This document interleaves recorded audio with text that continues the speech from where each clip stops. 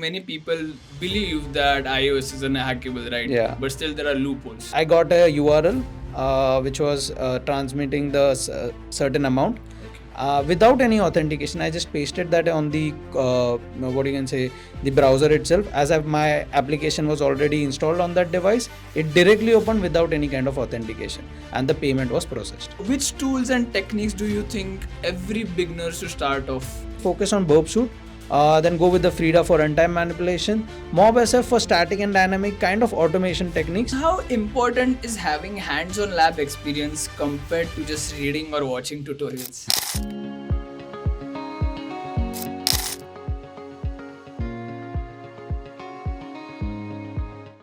Good evening, everyone. So, today we are going to have a podcast that is not going to be a typical technical one. So, this is going to be some generic questions regarding the iOS bootcamp that is going to be led by Atharva. But before we get into it, this is Tarak Sakardande. I work as a senior security consultant at Redfox Security. With me, I have Atharva. Atharva, could you please introduce yourself to the audience? Hi everyone, my name is Atharva and Tarak. I am working as an associate security consultant at Redfox Security. And as Tarak said, yes, there is a bootcamp, iOS pen testing bootcamp, which will be led by me on August 2nd.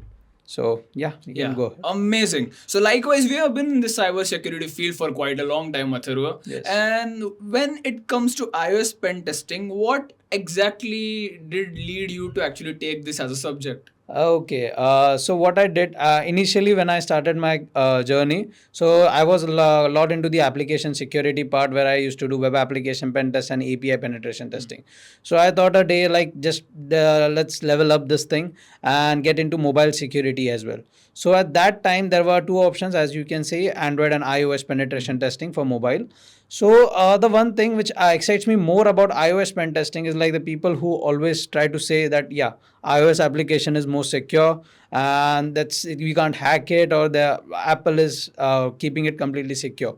So I used to think like, okay, is it so? Okay. So I need to test those things. I need to see if it is hackable, if there are any loopholes through which I can get inside the application. And that was a thing which started me exciting. And at the same time, it gave me an uplift of my career. Okay. Yeah. So you have been a iOS user likewise, or both Android and iOS? Actually, I'm a complete Android user, but Okay. the most probably I'm testing iOS application. nice. So I have a testing what you can say device on which I just test the applications. Okay, Yeah. amazing. So likewise, pen testing Testing. is making you go into iOS. Yeah, as well. exactly. Nice. So, I think you answered this question already, which is like many people believe that iOS is unhackable, right? Yeah. But still there are loopholes. Yeah, exactly. Because a lot of time when I told that I'm going not into switching but upgrading the skills and getting into mobile security. So a lot of people used to tell me, okay, you focus on Android because iOS is not gonna be hackable, and you need to test more of the Android security and not an iOS. So that made me think like, okay, wait a second. I will first go for the iOS applications and see if those I can pen test and I can get into those applications or not. And after that, I'll switch to Android. Quite an amazing approach, to be honest. And likewise, Athara, what's with the emulator thing going on? So a lot of folks, they ask that, hey, we have emulators for Android like Genymotion. So what's the case in the iOS? Yeah, exactly. Means what happens in Android pen testing, you can see there are a lot of emulators right now available online. But as you goes to the iOS penetration testing, yeah, there is a scarcity. You don't find any kind of emulators right now publicly, and if there are, they are paid. So it's better to have a physical device. And the plus point of having a physical device, it's a lot into the storage part as well when you test the applications. Emulators help you way down to that, but having a physical device is itself a good start to pen testing. Amazing. Yeah. Okay. And likewise, what this one's for the developers. What are some common mistakes that you have found out that developers do while they make or build these iOS apps? Most things when I have had a word with iOS developers or I have application build people, so they basically focus on the feature part. That if the client is asking to upgrade a feature or the things which they want to update in their application, but they don't actually look into the security part. So okay, I've brought a new feature on the application, but is it secure? Is there any loopholes along with it? are my data properly stored? A lot of time I've seen people storing data in unencrypted format through which we can just retrieve it and bypass these functionalities. So this is some kind of, I won't say lazy development part, but they do miss out some of the security postures. Okay. Yeah. So likewise, a suggestion would be to actually get more of the security. Yeah, part. exactly. So I'll suggest them to understand the security posture as well, as we have also something called as SSDLC, Secure Software Development Lifecycle. So I believe that you can also check with the what you can say, secure development, secure code reviews, and a lot of other things, and also focus on pen testing the applications. Once you have developed those applications, do a kind of penetration testing, understand what can be the loopholes, and fix those. And after that, you can deploy them for the production part. Amazing. And likewise, when we move on towards the next question, Yes. see, when you talk about iOS pen testings, obviously students might be overwhelmed by all of the tools and techniques that they might have to learn. Yeah. So, which tools and techniques do you think every beginner should start off? Okay, so the very basic one which I start, as I said, I have started from a application security part, the web pen testing. So our main job is to intercept the request while using a burp suite tool and do an API pen testing of the application. So similarly, you can start with this. You start with an API penetration testing of their application. A lot of time you find web related vulnerabilities which are integrated to your iOS application. That can be a good start for your pen testing. The second and the one of the most important tool which I feel in mobile security itself is Frida. When you do a lot of runtime manipulation and hook the functionality, and you try to manipulate the application's behavior. So that is one of the most important things which I feel. And after that, you can go with other tools. One of the things which people actually recommend me is using automated tools such as MobSF. I do recommend you can go with that tool, but completely don't rely on that. Do a manual testing as well for that. So the main suggestions will be focus on burp suite. Then go with the Frida for runtime manipulation, MobSF for static and dynamic kind of automation techniques, but focus on these two tools at least at the beginner level. Okay. Yeah, that can be. Nice. So, likewise, could you define the more of the static or the dynamic analysis part? Okay, so what happens in static and dynamic analysis? So there are two ways how I test an application or methods where how we can test an application. So that is called a static application security testing and a dynamic application security testing. The basic difference between both is the static, I'm not executing the binary and I'm testing the flaws within the applications and its code. Okay. Whereas in dynamic application, I am executing the binary and seeing if there are any functions which are exposing any sensitive information or any functions which can be what you can say tricked and bypassed. So these are the two approaches which we do most of the time, that is static and dynamic. And static is more of reversing the application and patching the application to bypass its functionality, and runtime and using Frida you can do a dynamic runtime manipulation. Nice. So, well, this question is actually very much personal to you. Yeah. I mean, in your whole pen testing, career, I must say, Yeah. what was that one real world iOS vulnerability that you found which really surprised you? Okay, so actually there was one vulnerability. So in iOS application, there is something called as deep linking. So what exactly is the deep linking? Simply there are some URLs or there are some schemes which are used by the developers to open or to highlight some of the specific functionalities of an application. So most of the times when they do that, when they apply that using Xcode or anything, so they miss to have an authentication check for that particular functionality. So a lot of time what happens, you open that link on your browser, and if you have an installed application, it directly opens that functionality. So there was an application which was having a what you can say transaction functionality. So I am able to transit any kind of information, or you can say payment gateway kind of. So I got a URL which was transmitting the certain amount. Okay. Without any authentication, I just pasted that on the what you can say the browser itself. As my application was already installed on that device, it directly opened without any kind of authentication, and the payment was processed. So these are some of the vulnerabilities which I found like, okay, they still exist, which I used to think it is extended way back. Amazing. That was quite a surprise.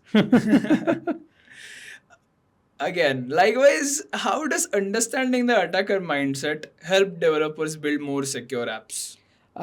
Yeah, as I said, SSDLC, which is one of the things when we are developing any kind of application. So if the developer already know, okay, this I'm going to implement, so the attacker might be targeting the session management part or any kind of broken access control, broken authentication, or insecure data storage. So he has an idea that these are the vulnerabilities which are primary target for my application right now. So I need to fix that. So if a developer has that vision or idea, so he can do that and your application is not 100%, but yeah, it is secure enough to be deployed. Okay. So the next question is more of something that is very much commonly asked. Yes. That, hey, Atharva, if you are running an iOS pen testing bootcamp, Yeah. then there are a lot on the market and there are a lot of training programs as well. Yeah. So what exactly is the difference? So I'll just share some of the insights right now. Yeah. So what happened? I have been researching on this topic a way long back and understanding the concepts as well.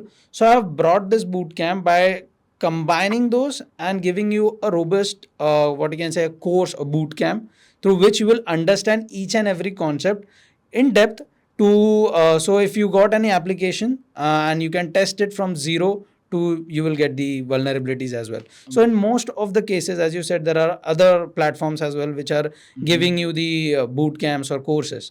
So specifically they won't target you having a client conversation and having a defining ROEs and different things. Yeah. But in this boot camp I will be also focusing on your soft skills, so you can have a word with your client and you don't need to have always being with the manager part, but yeah, you need sometimes you need to go over there and need to have a word with client. Okay. Yes, so this is all which will be covered in your boot camp. Amazing. So likewise, you are going to make them learn everything right from pen testing to creating reports, and then basically help them out with the soft skills as well. Yeah, which is exactly. that is quite amazing. I mean, implementing client communications, reporting, and interview questions in your bootcamp are definitely something that people will look We'll look forward forward to. to. Amazing. So again, for someone who is completely new to hacking, what advice would you give before they dive in? So what I have seen so far, whenever people say like I'm into ethical hacking or I'm into pen testing, so a lot of time they forget to go with the basics part. As I said, if I know how this functionality is developed, only after that I know how to break it. So it's better you understand the basics and the core concepts, which I am also going to cover in this part, in this boot camp, where you will understand why these functionalities are developed, why those are right now implemented in that application, and what are your test cases and how you can pass it. So this is the mindset of a pen tester or an ethical hacker, you can say. You should understand the basics of that particular application and think accordingly. Okay. Nice. And likewise, how important is having hands-on lab experience compared to just reading or watching tutorials? So actually, you also know this Yeah. answer. That it means if you have only a reading material and every like you are just having the course, you're having a reading material. You watch the course, now what? You forgot. You have done nothing. So providing a hands-on lab and doing pen testing alongside the instructor will help you to gain more skills and understand the application security at the next level. So that is the main motive to give you. Okay. Yeah. Likewise, also, if you could just give them a brief of what's going to be covered, likewise, in each session. Okay, so there will be majorly 4 sessions. Right now, in the first session, what my motive is to once you get the application, okay, your salesperson came to you and said that there is an iOS application, you need to test it. Now you need to sit up with the client, do a kind of check that these are the things which I need from you, to defining an ROE, that is your rule of engagement, and then going to jailbreak your own device and install your application. So this is the first process which I am going to going to have a first session about, in which we will be jailbreaking our device and installing the application and other tweaks which will be helping us pen testing the application itself. In the second course, that which is focused on static application security testing, in which I'll be covering all the what you can say static approach through which we can decompile the application, found the vulnerability within the plist files and different what you can say components of iOS applications. And after that, not only seeing it in the static view, but we are also reversing that application using Ghidra and patching that functionality to get the application or bypass the application flow. So that will be the second part, which will be covering all regarding static application, that is reverse engineering and static analysis part. We will be having completely on DAST, that is dynamic application security testing, in which I won't go in deep into API exploitation, as we already have other boot camps as well. For that, we have a regarding API penetration testing. But I will help you to configure burp suit with your iOS device and how to intercept traffic and check what kind of vulnerabilities might be there when we are testing APIs. What is end-to-end encryption and how you can break that. That is one of the things. And then that is the runtime manipulation. Similarly, you did in the static application security testing where you didn't run the binary, but in the dynamic part, you do that, but you execute the binary. So that's the main difference. And the day 4, that's the most important session, I will say, in which I will be helping you to build up a checklist of iOS application pen testing, and then we will follow each and every step. What are the main attack surfaces of iOS application and how we can pen test those. So that's a complete boot camp to you guys. Amazing, amazing. I mean, there's a lot to do and a lot to learn as well when you move towards Atharva's bootcamp. So, if in case they miss some of your details, you guys can go on academy.redfox.com and you can check out the iOS bootcamp. You will get everything right from the content, curriculum, what all things do you need, to requirements. Everything has been laid out on our website as well. And if you ask me, personally, I have been working with Atharva for quite a long time, and I must say he has a very cool demeanor, and definitely he won't make it all theoretical or boring for you guys. He's an amazing personality, and he's not just someone who is going to keep it boring. He's always going to make sure that you guys are having an interactive session and having fun as well. And in case if you guys don't know about Redfox, I mean, I don't know what you guys are doing till now. I mean, we have done a lot of podcasts, we are pumping a lot of content on YouTube as well. But still, I will give you a brief introduction. So at Redfox Security, we provide end-to-end client penetration tests, ranging in fields like Active Directory, web applications, mobile applications, hardware, and a lot more. So all of these services are listed on our main website, that is https://redfoxsec.com.